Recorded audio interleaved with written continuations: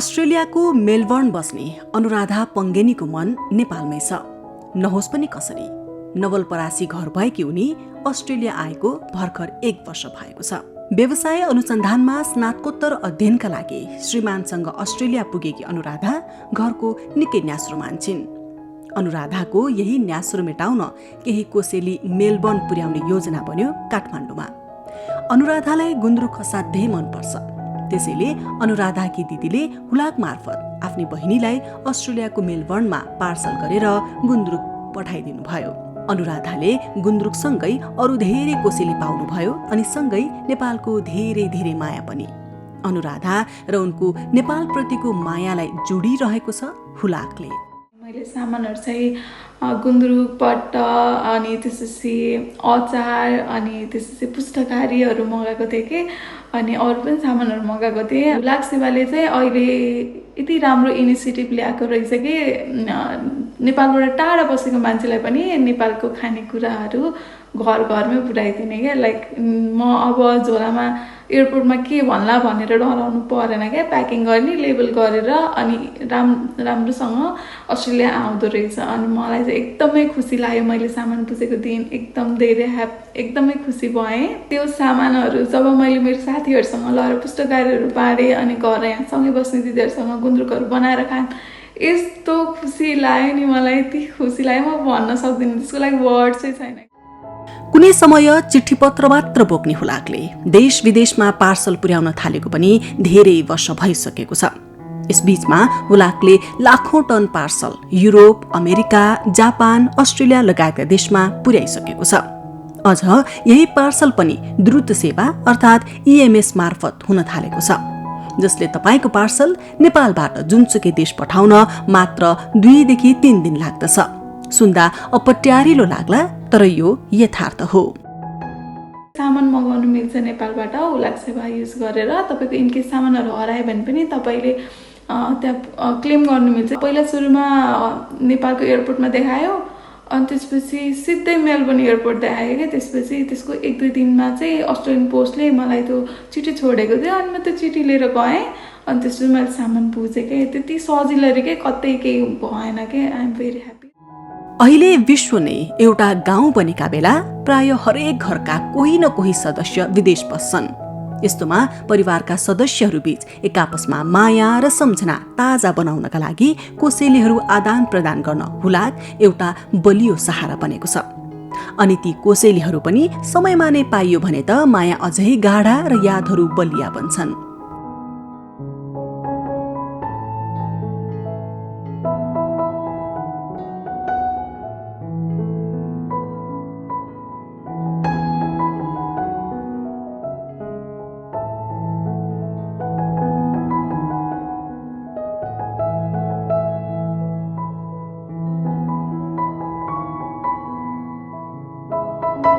तपाईले पठाएका कोसेलीहरू कहाँ पुगे र कति समयमा तपाईँ समक्ष आइपुग्छ अब तपाईले हुलाकलाई सोधिरहनै पर्दैन। आफ्नो मोबाइल वा कम्प्युटर खोल्ने र हुलाकले यस अघि नै तपाईलाई दिएको ट्र्याकिङ नम्बर मार्फत पत्ता लगाउने। हेर्नुस् त कति सजिलो छ। त्यो वस्तुको दर्तादेखि डेलिभरीसम्मको सम्पूर्ण एक्टिभिटिजहरू चाहिँ यहाँ देखिन्छ।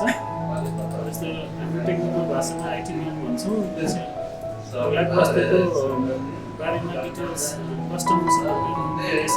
डेस्टिनेसन लागि प्रोभाइड गरिन्छ। त्यसपछि हाम्रो काउन्टरमा दर्ता हुन्छ। कतिलाई लाग्ला यो EMS र पार्सलमा के फरक छ, यो एउटै होइन र? हुलाकले दिने धेरै सेवाहरूमध्ये यी 2वटा सेवा विशेष छन्। पार्सललाई द्रुत गतिमा पुर्याउनु नै EMS सेवा हो, जसका लागि तपाईले केही थप रकम तिर्नुपर्ने हुन्छ। मुख्य कामहरू चाहिँ चिठी पत्र चाहिँ 2 थरी हुन्छ। एउटा साधारण, एउटा रजिस्ट्री। चिठी पत्र चाहिँ दर्ता गर्ने भनौँ, पठाउने अनि लिने, त्यो 2टा काम। एउटा हुलाकको चाहिँ आधारभूत काम हो, त्यो विगतदेखि गरेको काम। अर्को चाहिँ हुलाक टिकट बिक्रीको व्यवस्था पनि छ हामीसँग। पोस्ट बक्स नम्बर लिएर त्यो चाहिँ सेवा लिन सकिन्छ। त्यसबाहेक चाहिँ पार्सलहरू चाहिँ पठाउन सकिन्छ यहाँबाट। अनि अर्को चाहिँ इएमएस सर्भिस, एक्सप्रेस मेल सर्भिस हामीसँग उपलब्ध छ। एक्सप्रेस मेल सर्भिस मार्फत हामीले अब लेटर पनि पठाउन सकिने भयो अनि पार्सल पनि दुइटै चाहिँ पठाउन सकिन्छ। हुलाकले नेपालका 45वटा जिल्ला र अन्तर्राष्ट्रिय स्तरमा 39वटा देशमा इएमएस सेवा पुर्याइरहेको छ।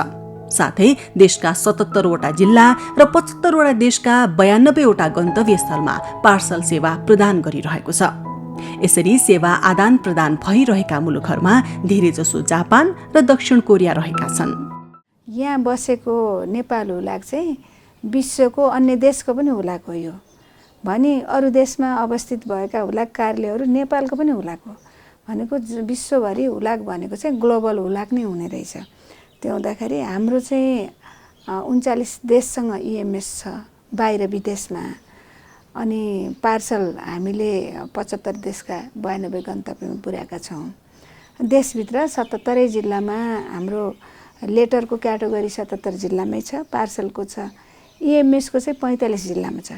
45 जिल्लामा हुनुपर्ने कारण भनेको चाहिँ इएमएसको 3वटा क्याटेगोरी छ। एउटा 24 घण्टाभित्रमा पुर्याउनुपर्छ, अनि दोस्रो जोन 2 भन्छ, त्यसमा चाहिँ 48 घण्टाभित्र, र तेस्रो चाहिँ 72 घण्टाभित्र। त्योभन्दा ढिलो पुग्नु हुँदैन भन्ने भएको भएर त्योभन्दा ढिलो पुग्नु पर्ने अवस्था भयो भने त सर्भिस दिन सकिन्न। त्यसको कारण भनेको चाहिँ हाम्रो स्रोत साधनहरू ठ्याक्कै त्यो जुन कनेक्टेड एरियामा नभइदिँदाखेरि र बाटोघाटो चाहिँ एकदमै अफ रोडहरू हुँदाखेरि चाहिँ ठ्याक्कै इएमएस यति दिनमै भन्ने अलिकति अप्ठ्यारो परिस्थिति हो। 45वटा जिल्लामा चाहिँ स्मुथली छ। म्याग्दीमा थपिया छ 46। अब मधेसमा 3वटा ठाउँमा थपिन्छ 48, 49, 50 अहिले सक्छौँ। त्यसपछि बढाउँदै लाने विचार छ हाम्रो।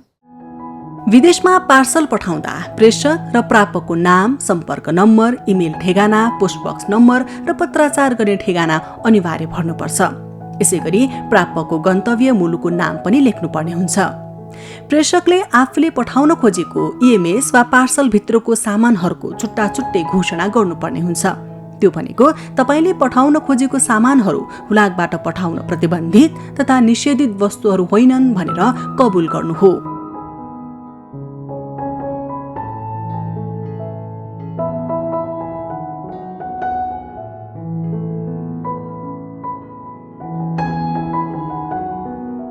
अल्कोहलिक पेय पदार्थ, प्राचीन कलाकृति, जनावर, गरगहना, बहुमूल्य धातु तथा रत्नहरू, नगद, चेक, क्रेडिट कार्ड, बोट बिरुवा, चिकित्सकको सिफारिस बिनाका औषधि लगायतका अन्य केही वस्तुहरू हुलाकले प्रतिबन्धित तथा निषेधित वस्तुको सूचीमा राखेको छ, जसलाई तपाईले हुलाकको वेबसाइटमा सजिलै हेर्न सक्नुहुनेछ।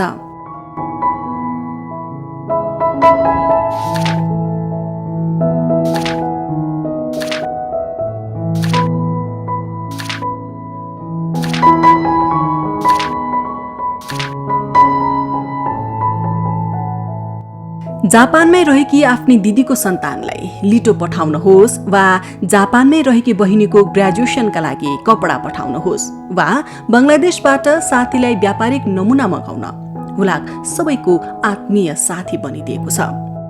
हुलाकमा मैले दिदीको सामान पठाउनको लागि आएको होइन।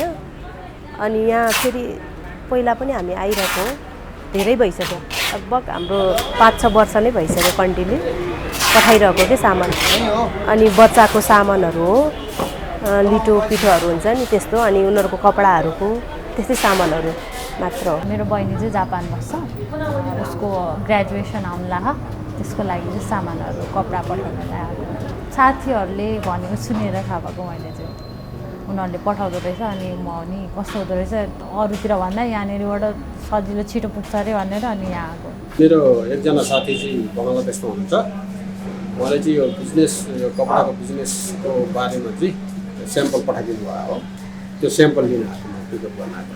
मैले यो पहिलोचोटि यो बाहिरबाट यहाँ ल्याएको चाहिँ, अनि यहाँबाट चाहिँ म उता युकेतिर पठाउँथेँ। विगत 10-15 वर्ष अगाडिदेखि नै म यहाँबाट सेवा चाहिँ लिएर अवस्था हो। यहाँबाट एकदम तपाईँको लगभग 3-5 दिनमा डेलिभरी पनि हुन्छ कहिले कहिले। जापान कोरिया स्पेसल राम्रो छ। यहाँबाट मैले धेरै भयो यहाँ पठाउँछु, राम्रो छ सुविधा। यसैबीच मध्यपूर्व क्षेत्रमा जारी द्वन्द्वका कारण अन्तर्राष्ट्रिय हवाई उडानहरू प्रभावित हुँदा हुलाक सेवा पनि प्रभावित भएको छ। कतार, टर्की, युएई लगायतका केही देशमा ईएमएस र पार्सल सेवा प्रभावित भएका छन्। यस्तो बेला हुलाक आफ्ना सेवाग्राही समक्ष पुग्न सम्भावित वैकल्पिक मार्गका लागि छलफलमा जुटेको छ। हाम्रो हुलाक मात्रै नभएर संसारभरिकै हुलाकलाई असर परेको अवस्था छ। हामी पनि 18वटा देशसँग विच्छेद भएको छौँ। यति बेला 18वटा देशसँग सिधै कन्ट्याक्ट किन सकेका छैनौँ भने कतार एयरवेजसँग हाम्रो सम्झौता, अनि कतार हुँदै जाने जुन रुट छ त्यो रुटै सबै बन्द भएको हुँदाखेरि चाहिँ छिटोभन्दा छिटो यो कन्फ्लिक्ट ठिक भयो भने बल्ल फेरि हामी पुनः जोडिन्थ्यौँ। र यो बिचमा एक्सर्साइज के गरेका छौँ भने अन्य संसारका देशहरू जति छन् कोरोनाभन्दा पछाडि हामी विच्छेद भएका देशहरूसँग पुनः फेरि नेटवर्किङ बढाइरहेछौँ। यो बिचमा विच्छेद भएको बेलामा अब पोस्ट टु पोस्ट पनि हामीले कम्युनिकेसन गरेर अब फेरि कसरी जाने भनेर सरसल्लाह गर्दैछौँ। त्यसरी कन्ट्याक्ट टुट्या छ भने अर्को रुट हुँदै सिङ्गापुर एयरलाइन्सले पुग्ने ठाउँमा चाहिँ त्यसरी जाँदैछौँ भन्दाखेरि इफेक्ट परेको छ। यो लम्बिँदै जाने हो भने त रुटलाई चाहिँ वैकल्पिक रुट पनि त खोज्ने बेला आयो नि त। वैकल्पिक रुट खोज्नलाई चाहिँ अन्य एयरलाइन्सहरूसँग सम्पर्क समन्वयमा त हामी छौँ। यति हुँदाहुँदै हामीले के पहल गरिरहेका छौँ भने एकचोटि चाहिँ सबै एयरलाइन्सहरू नेपालमा जुन जुन भित्रेका छन् ती सबै एयरलाइन्ससँग एकचोटि संवाद चलाउनलाई मन्त्रालयसँग पनि हामीले समन्वय गरिरहेछौँ। अन्तर्राष्ट्रिय तनाव मात्र होइन, बितेको केही समय हुलाकका लागि अझै चुनौती बन्यो। गत भदौ 23 र 24 गते जेन्जी आन्दोलन ताका भएको आगो लागेको घटनामा हुलाकले पनि क्षति बेहोर्न पर्यो। हुलाकको केन्द्रीय कार्यालयदेखि जिल्ला हुलाकका भवन, पार्सल र ईएमएसका लागि प्रयोग हुने सवारी साधन लगायतका अन्य सवारी साधन गरी थुप्रै भौतिक क्षतिहरू हुलाकले बेहोर्नु पर्यो। तर यी सबका बीच पनि घर घरमा हुलाक, मन मनमा हुलाक भन्ने नारा लिएर हुलाकले मनैदेखि सेवा पुर्याइरहेको छ।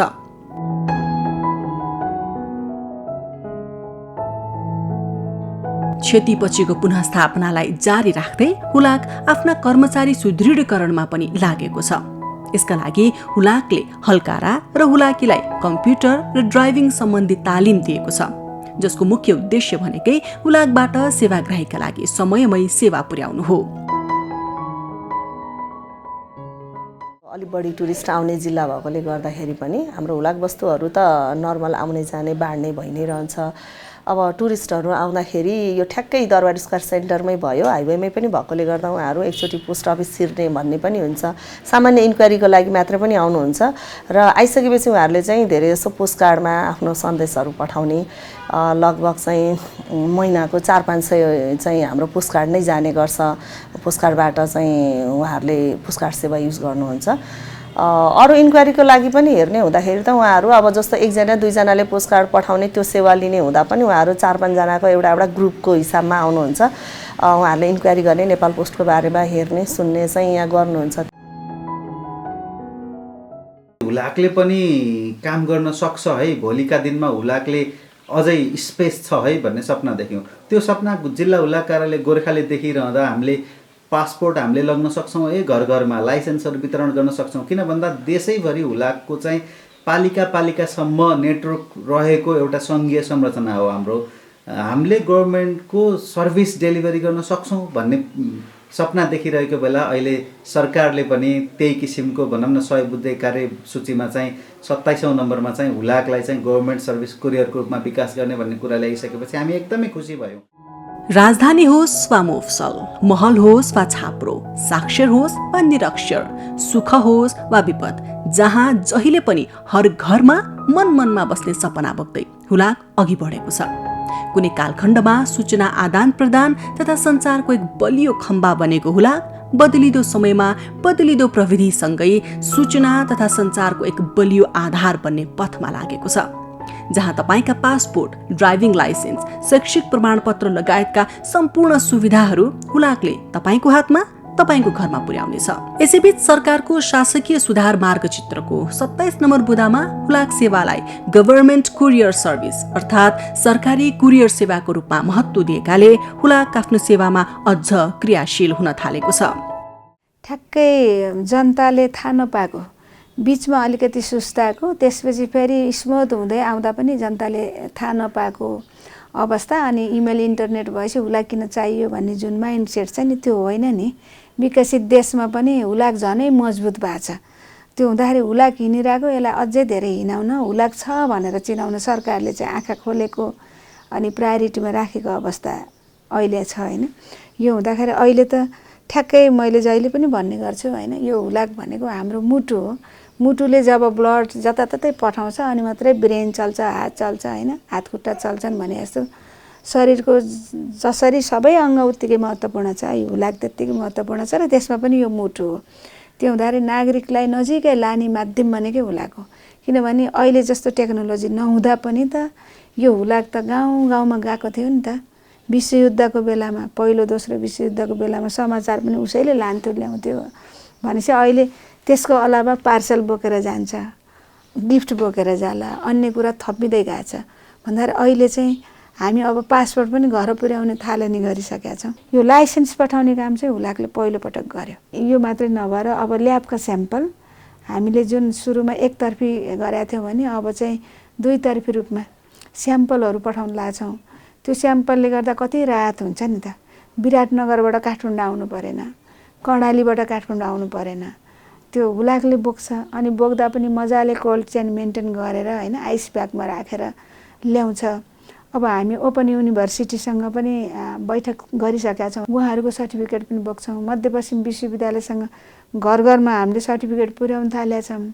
अनि हाम्रो उत्तर पुस्तिका होइन, क्वेसन पेपरहरू ल्याउने लाने गर्न थालिसकेका छ भने त्रिभुवन विश्वविद्यालयसँग पनि गर्नलाई अघि बढाएको छ भन्दा धेरै चिज छ जुन चाहिँ हजुरहरूको झोलासम्म हुलाकले पुर्याउँछ। घरमै गएर पुर्याउँछ, घरमा नभेट्यो भने खेतमा गएर खोजेर पनि पुर्याउँछ। त्यसको लागि चाहिँ अब हुलाकलाई आधुनिकीकरण गर्नको लागि हामीले भनिरहेछौँ। पार्सलको कुरामा हामीले देशभित्रको मात्रै नभएर देश बाहिरको काम पनि सबै जिल्लाबाट गर्नलाई यो समन्वय पहलहरू गरिरहेको अवस्था छ। भन्दाखेरि ट्र्याकिङ नम्बर हुन्छ, मेरो सामान कहाँ गयो भन्ने छ। अहिले आफैले खोजेर हेर्नुपर्ने ट्र्याकिङ नम्बर अहिले छ भने अब चाहिँ एसएमएस अलर्ट पनि गर्नु पाए हुन्थ्यो। तपाईँको सामान आउँदैछ है बाटोमा, एसएमएस अलर्ट गर्न पायो भने फेरि तपाईँले हुलाकसँग इन्ट्रेक्सन गरेर मेरो सामान कहाँ पुग्यो होला भनेर ट्याक्क लेख्दाखेरि अटो च्याट हुनु पनि गर्नु पाए कस्तो हुन्थ्यो भनेर त्यसैमा हामी चाहिँ लागिरहेछौँ। यिनै सपनाहरूको साथमा अनुराधा जस्तै हजारौं सेवाग्राहीहरूको माया कमाउँदै गएको छ हुलाकले। सुरुमा हुलाकबारे अनभिज्ञ रहेकी अनुराधा हुलाक मार्फत नै नेपाली कोसेली मेलबर्नमा पाउँदा खुसी मात्रै भइनन्, नेपाल नै पुगेको अनुभूति गरिन्। यो खुसी र अनुभव साथीहरूसँग साटेकी अनुराधा अब छिट्टै नेपालको अचार मेलबर्न मगाउने सोचमा छिन् हुलाक मार्फत। अनुराधा र नेपाल बीचको यो सम्बन्धमा माया, सम्झना अनि आत्मीयताको सेतु बनेको छ हुलाक। यसरी अब हरेक नेपालीको मनमनमा हुलाक पुग्नेछ नागरिकका वस्तु तथा सेवा लिएर।